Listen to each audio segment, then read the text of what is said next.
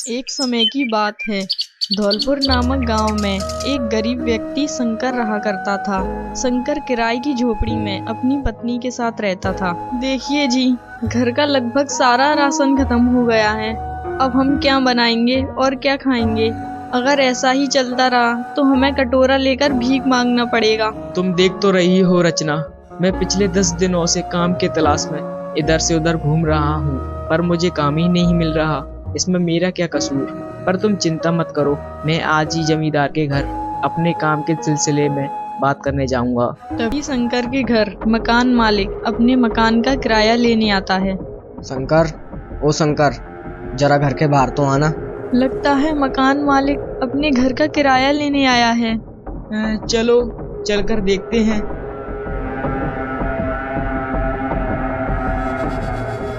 बताइए काका जी, इतनी सुबह सुबह कैसे आना हुआ आपका? 2 महीने से तूने मकान का किराया नहीं दिया है और हमेशा 15 दिन मांगता रहता है। आज पैसे देगा या नहीं कि सारा सामान बाहर फेंकवा दूं? अरे काका, आप ऐसा मत कीजिए। यदि आप घर का सारा सामान बाहर फेंक देंगे तो मैं अपना सामान लेकर कहाँ जाऊँगा? आप मुझे बस 15 दिन की और मोहलत दीजिए, मैं आपके 2 महीने के पैसे में चुका दूंगा। ऐसा सुनते सुनते मुझे 2 महीने हो गए हैं जब से तुझे एक भी काम नहीं मिला। मैं आज ही जमींदार जी के घर अपने काम की बात करने जा रहा हूँ। जैसे ही मुझे काम मिलेगा मैं सबसे पहले आप ही के पैसे लौटाऊंगा। चल ठीक है, मैं तेरे को 15 दिन की मोहलत देता हूँ। यदि तूने 15 दिन बाद भी मेरा किराया नहीं लौटाया तो मैं तेरा सामान बाहर फेंक दूंगा। फिर मत कहना कि बाद में नहीं बताया। ठीक है, जैसा आप चाहो वैसा कर लेना। ऐसा कहकर जमींदार वहाँ से चला जाता है। ठीक है भाग्यवान, अब मैं काम की तलाश में जा रहा हूँ। शाम तक ही वापस घर लौटूंगा। जी ठीक है। शंकर काम की खोज में जमींदार के घर काम की बात करने के लिए चला जाता है। और भैया शंकर, और बताओ कैसे आना हुआ तुम्हारा? जमींदार साहब, 2 महीने से घर पर फालतू बैठा हुआ हूँ, कोई काम ही नहीं मिल रहा। यदि आप कोई काम दे दें तो आपकी बड़ी कृपा होगी। देख शंकर, काम तो है पर बहुत मेहनत का है। यदि तू कर ले तो मैं तुझे दे दूंगा। मैं तैयार हूँ, कैसा भी काम हो मैं कर लूँगा। आप बस काम बता दीजिए। ठीक है, तो कल से आजा। देख, तुझे मेरे खेतों में जाना है और सब्जी उगानी है, और वो उग जाए तो उसे हाथों हाथ बाजार में भी बेच के आना, और जो भी मुनाफा हो वो सारा मुझे देना। ठीक है, ये तो मैं कर लूँगा, किंतु आप मुझे कितनी पगार दोगे? देख, मैं तुझे केवल 500 ही रुपए दूंगा। अरे साहब, ये तो बहुत कम है। इतने में तो हमारे घर का किराया भी नहीं जाएगा। तुझे काम करना है तो बता, वरना मैं किसी और को रख लूं। नहीं नहीं, मैं ये भी करने को तैयार हूँ। और सुन, कम से कम तुझे 1 महीने में मुझे 10,000 रुपए कमा कर देने हैं। ठीक है जमींदार जी, मैं कल से आ जाऊंगा। जमींदार जी, यदि आप मुझे कुछ पैसे दे देते तो मैं घर अपना राशन ले जाता। ठीक है, मैं तुझे अभी 20 रुपए दे देता हूँ।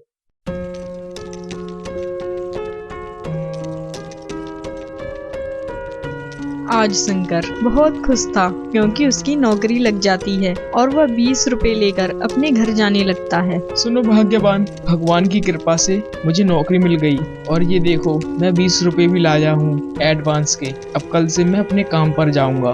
कैसा काम है और क्या करना होगा और कितनी पगार मिलेगी? मुझे खेती करनी है जमींदार जी के खेत में, और उसे हर महीने बेचना भी है, और मुझे हर महीने उन्हें 10,000 रुपए भी देने हैं, जिसमें से वो मात्र हमें 500 रुपए ही देंगे। 500 रुपए? इतने में तो किराया भी नहीं जाएगा। जब तक कोई मुझे अच्छी नौकरी नहीं मिल जाती तब तक यही कर लेते हैं, बाद में मिल जाएगी फिर इसको छोड़ देंगे। मैं सोच रही हूँ मैं भी घरों में जाकर कपड़े और बर्तन साफ करूँ, जिससे हमारे घर का खर्चा अच्छा चलने लगेगा। नहीं नहीं, ऐसा मत करना, मैं ही घर का खर्चा चला लूंगा। तुम तो बस अपने घर की देख रेख करो, तुम्हें मेरे होते हुए चिंता करने की कोई जरूरत नहीं है। दोनों खाना खाने के बाद सो जाते हैं। अगली सुबह शंकर करताल लेकर खेत में काम करने के लिए जाने लगता है। शंकर बड़ी मेहनत से खेत में काम कर रहा होता है, तभी वहाँ जमींदार आता है। शंकर, यार तूने बस सुबह से इतना ही काम कर पाया है? मालिक, मैं तो सुबह के 9 बजे से ही बड़ी मेहनत से काम कर रहा हूँ, पर आप चिंता मत कीजिए, मैं आपको शिकायत करने का मौका नहीं दूंगा। अच्छा शंकर, तूने खाना खाया कि नहीं? नहीं मालिक, मुझे भूख नहीं लग रही और वैसे भी मेरे घर का राशन खत्म होने वाला है। चल ठीक है, अब मैं चलता हूँ। श्याम को शंकर अपने घर जाने लगता है। कैसा रहा आज का आपका दिन? ठीक ही था, बस आज थोड़ी मेहनत करना पड़ी। वो क्या है, बहुत दिनों से मेहनत का अभ्यास नहीं था, पर तुम चिंता मत करो, मैं कर लूंगा। और हाँ, कल मैं उसमें टमाटर और बैंगन के बीज लगाऊंगा। सुना है बैंगन और टमाटर के अच्छे दाम मिलते हैं। ठीक है, आप मुंह हाथ धो लीजिए, मैं खाना लगा देती हूँ। शंकर को खेत में काम करते करते 1 महीना हो जाता है। अब शंकर के पेड़ पौधे भी बड़े हो जाते हैं। शंकर बहुत खुश था, उसे लगा कि अब सब ठीक हो जाएगा। अरे सुनो भाग्यवान, आज शाम को मैं थोड़ा लेट ही आऊंगा। वो मुझे सब्जियां बाजार में बेचने जाना है, उसके बाद ही घर आऊंगा। तुम खाना पीना खा लेना। जी ठीक है, जाइए आप।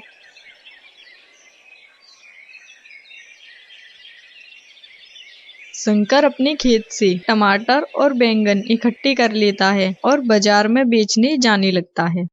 शाम तक शंकर की सारी सब्जियां बिक जाती हैं और वो पैसे लेकर सीधे जमींदार के घर जाने लगता है। ये लीजिए जमींदार साहब, मैंने बड़ी मेहनत से सारी सब्जियां तो बेच दी, परंतु केवल 9,000 रुपए ही मैं इकट्ठे कर पाया हूँ। क्या?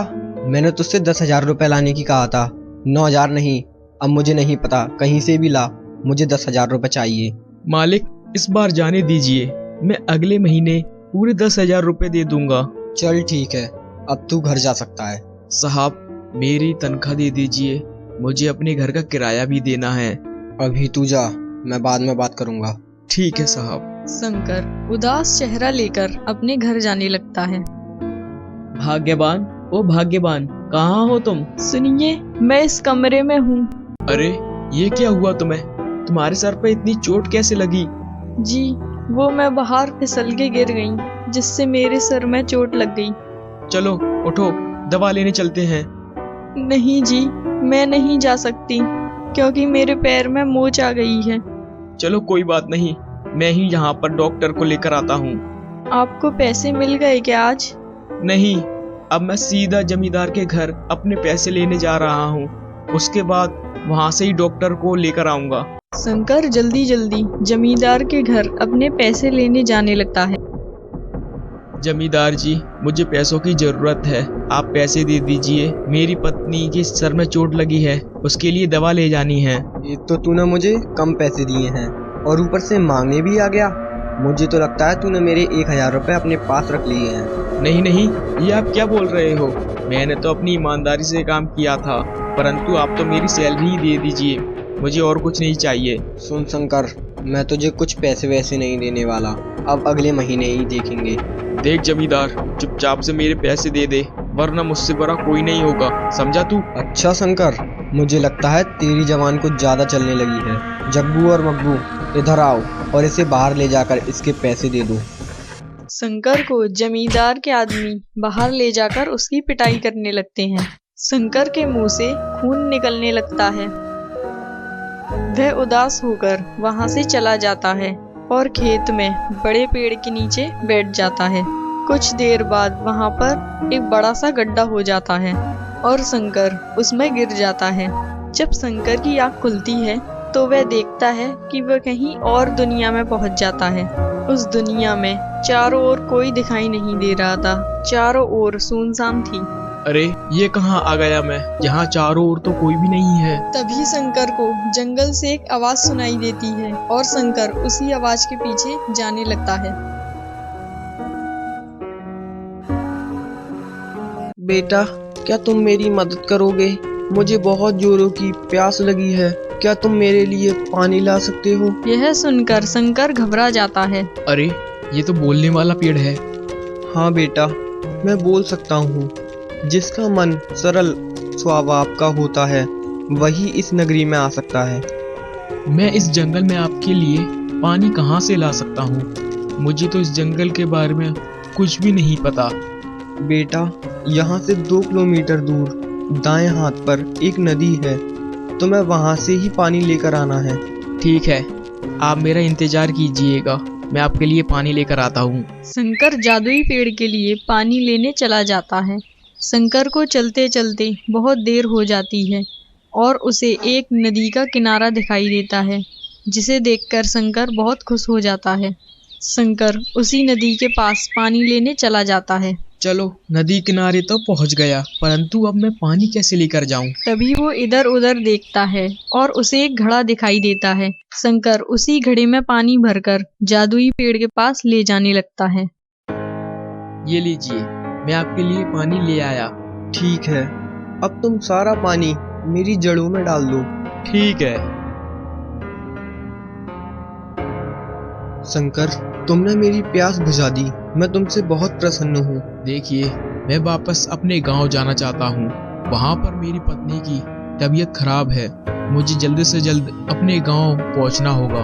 कृपया मुझे बता सकते हैं कि मैं अपने गांव वापस कैसे लौट सकता हूँ? शंकर, तुम चिंता मत करो। मैं तुम्हें तुम्हारे गांव भेज देता हूँ और तुम्हारी पत्नी को भी ठीक कर दूंगा। इसके लिए धन्यवाद। मैं ये तुम्हारा उपकार कभी नहीं भूलूंगा। ये लो शंकर, बीज। इसे अपने घर के आसपास लगा देना और याद रखना, ये केवल एक बार और एक ही फल दे सकता है। अरे, इसकी क्या जरूरत थी? वैसे भी मकान मालिक तो मुझे कुछ ही दिन बाद अपने घर से निकाल ही देगा, क्योंकि मैंने उनका किराया 2 महीने से नहीं भरा। अब इसे लगाकर क्या फायदा? कोई बात नहीं, जब तक तुम वहाँ हो तब तक के लिए लगा दो। ठीक है। शंकर को जादुई पेड़ उसके घर पहुंचा देता है और शंकर देखता है कि उसकी पत्नी भी ठीक हो गई थी। यह देखकर शंकर को बहुत खुशी होती है। अरे भाग्यवान, तुम तो पहले जैसी बिल्कुल ठीक हो गई। हाँ जी, मैं बिल्कुल ठीक हो गई। भाग्यवान, ये देखो, मैं एक बीज लेकर आया हूँ। चलो, इसे अपने घर के सामने लगाते हैं। ये कैसा बीज है और एक बीज से क्या होगा? अरे कोई बात नहीं, एक है तो क्या हुआ, चलो इसे ही लगा देते हैं। वह दोनों मिलकर बीज को बड़े प्यार से लगाते हैं। चलो, बीज तो लगा दिया, अब अंदर चलते हैं। हाँ जी, ठीक है। शंकर को 15 दिन हो जाते हैं। मकान मालिक फिर से उसके घर किराया लेने आता है। अरे शंकर, आज तो 16 दिन हो गए हैं। कम से कम आज तो मेरा घर का किराया दे दे। अरे मालिक, वो मुझे अभी भी अपनी सैलरी नहीं मिल पाई है। जैसे ही मुझे सैलरी मिलेगी, मैं आपको अपने घर का किराया दे दूंगा। मुझे 2-4 दिन की और मोहलत दे दीजिए। अरे पागल है क्या? तू जल्दी से मेरे घर से निकल जा, वरना पिटाई खाकर ही निकलेगा क्या? देखिए, मैं अपना सामान कहाँ ले जाऊंगा? आप मुझे 2-4 दिन और दे दीजिए। मैं कहीं अच्छा सा मकान देखकर आपका घर खाली कर दूंगा। अच्छा, तो तू ऐसे नहीं मानेगा। देख, सीधी तरह मान जा, वरना मैं तेरी बीवी के सामने तेरे हाथ पैर तोड़ दूंगा। परंतु इतना सारा सामान घर का मैं कहाँ ले जाऊंगा? देख, तूने मुझे 2 महीने से पैसे नहीं दिए हैं, तो ये सारा सामान मेरा हो गया। अब तू सीधी तरीके से निकल जा। मकान मालिक जबरदस्ती शंकर और उसकी पत्नी को घर से बाहर निकाल देता है। शंकर और उसकी पत्नी बहुत दुखी हो जाते हैं और वो घर से जाने लगते हैं। अचानक से उनकी नज़र उसी बीज पर पड़ती है। बीज से वह एक बेल बन जाती है, जिसमें एक कद्दू उगा होता है। शंकर उस कद्दू को तोड़ने जाने लगता है। अरे शंकर, ये क्या कर रहा है तू? मालिक, मुझे इस कद्दू को अपने साथ ले जाने दीजिए। ये घर के साथ साथ ये कद्दू भी मेरा ही है। मालिक, यदि मुझे रास्ते में भूख लगेगी तो मैं इस कद्दू को भी खा सकता हूँ। आप मुझे इस कद्दू को अपने साथ ले जाने दीजिए। मैं आपके पैर छूता हूँ, कृपया आप मुझे इस कद्दू को अपने साथ ले जाने दीजिए। चल ठीक है, ले जा। शंकर कद्दू अपने साथ ले जाता है और वह चलते चलते जंगल पहुंच जाते हैं और वहीं थककर बैठ जाते हैं। सुनिए जी, अब तो हमारे पास कपड़े भी नहीं हैं और बर्तन भी नहीं हैं। अब हम कहाँ जाएं और कहाँ रहें? तुम ठीक कह रही हो भाग्यवान, हमारे पास इस कद्दू के अलावा और कुछ भी नहीं है। अब इस कद्दू का भी हम क्या करेंगे? इसे भी फेंक देते हैं। शंकर कद्दू को फेंक देता है। तभी उसकी पत्नी की नजर कद्दू पर पड़ती है। वह देखती है कि कद्दू के टुकड़े हो जाते हैं और उसमें से सोने के सिक्के निकलते हैं चमकते हुए। देखिए जी, उस कद्दू को, उसमें कितना सारा सोना है। वह दोनों कद्दू को देखते हैं और उसे देखकर चौंक जाते हैं। अरे भाग्यवान, तुमने देखा, आखिरकार भगवान को हम पर दया आ ही गई। हाँ जी, अब हम बिल्कुल भी गरीब नहीं रहे। इसे बेचकर तो गाड़ी, बंगला, मकान सब कुछ आ सकता है। चलिए इसे बेचकर एक बड़ा सा मकान खरीदते हैं। कुछ समय बाद शंकर पर भी बड़ा मकान और कई सारे खेत होते हैं जिसमें नौकर चाकर काम कर रहे होते हैं। यह देखकर जमींदार और मकान मालिक मन ही मन जलते हैं।